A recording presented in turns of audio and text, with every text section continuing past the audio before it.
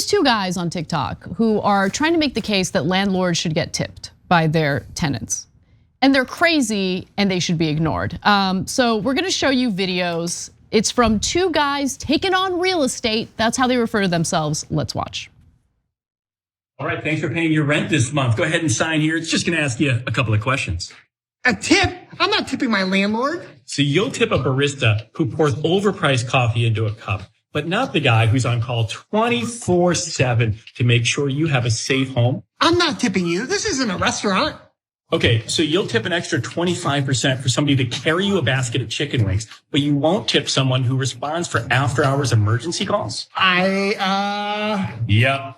Well, I guess when it's time for your lease renewal, I'm gonna make sure gratuity is included in your rent. It's a little tip I learned from two guys take on real estate. That's a tip. No, it's garbage. Ignore it. A landlord who, by the nature of being a landlord, you own the property that you're renting out, correct? You're responsible for the maintenance of that property that you're renting out. It's called the cost of doing business.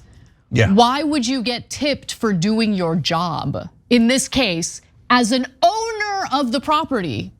Okay. But it goes beyond the landlord thing, right? No, I'm done with it, guys. I'm done with it, okay? The whole thing about tipping everyone and everything, no, I'm not gonna do it. Am I gonna tip the barista? Damn right I am. Am I gonna tip the person bringing me the bucket of fried chicken or whatever example they give? Damn right I am. Service industry workers, I'm gonna tip them, okay? That doesn't mean I'm gonna tip everyone in every industry doing any job. I'm sorry. It's getting out of control. No, yeah, this is them hopping onto that wave like they're the most extreme, ridiculous end of it, but the wave is problematic too. Like I totally agree. Now everybody wants a tip. Like when it gets to the landlord, you know you've gone too far. Okay, so guys, both my dad and Anna's dad were landlords. Okay, now mine was commercial, and so I have plenty of sympathy for landlords. A tip for landlords? Are you nuts? Have you lost your mind? Okay, that makes no sense at all. The reason you give a tip to the service industry is because they're dramatically underpaid, okay?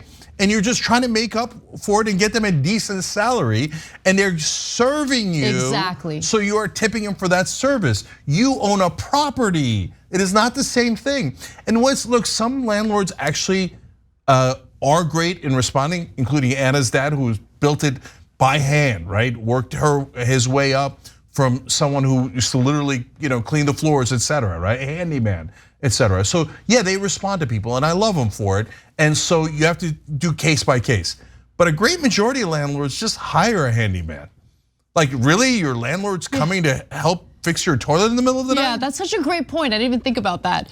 Because I do think about it in the context that I've experienced, right? Not only with my dad, but when I rented an apartment, it was owned by a mom and pop landlord, which honestly is way better than having to live under a corporate landlord. And she would respond right away, not personally, but literally that day, a repair person would show up to my door and repair it. She wasn't doing the manual labor herself. Yeah, and think about the scale too. So I started the Young Turks in a crappy 1-bedroom apartment off of Sunset here in LA, right? And back then it was like $1,000, and so it doubled as my studio and my apartment, right? Now I looked it up the other day. That place is over $3,000. Oh my God, that's insane. And I had to move because there was blood coming out one day because there was so much crime there. Okay, my car got stolen out of the guy's house. The place is $3,000, and you want me to do a tip for a rando like private equity landlord that owns it? Are you nuts? Are you out of your mind? That's a hell no to your nonsense tipping idea for landlords.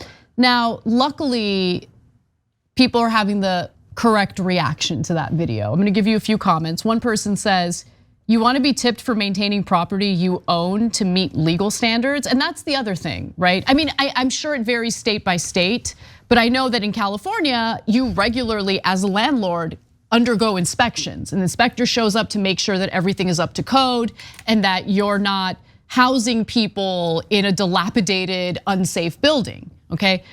You gotta you got to meet those legal standards. You don't get a tip for that. It's called being able to remain in business as a landlord, okay?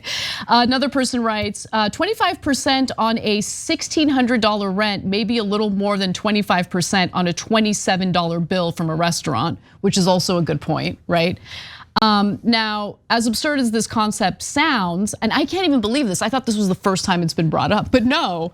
Apparently this is a question that pops up periodically on Reddit and Quora.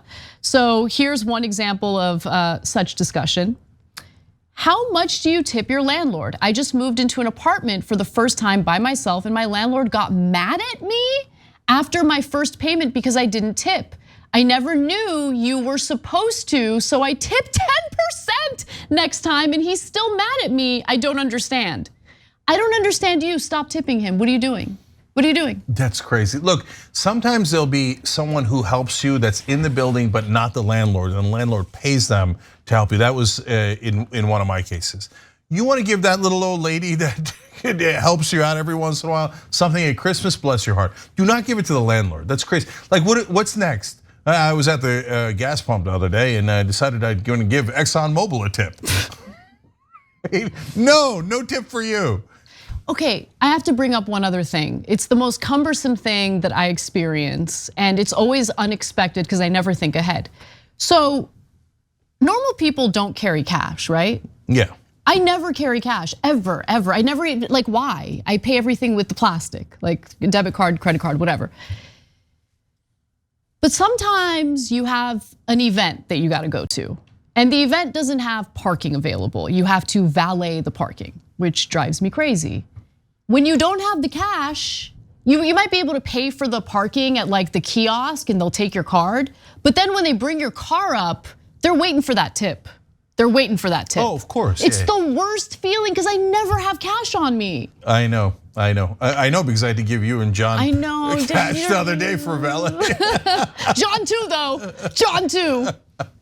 Yeah. So look, a lot of people still carry cash. It's a range of reactions, but tons of people don't, and so it is kind of annoying to figure out the cash situation. And usually when I carry cash, it's like $20, right? So and then I gotta be honest, I'm like, I don't want to tip $20. I want to tip $5, right? Keeping it real.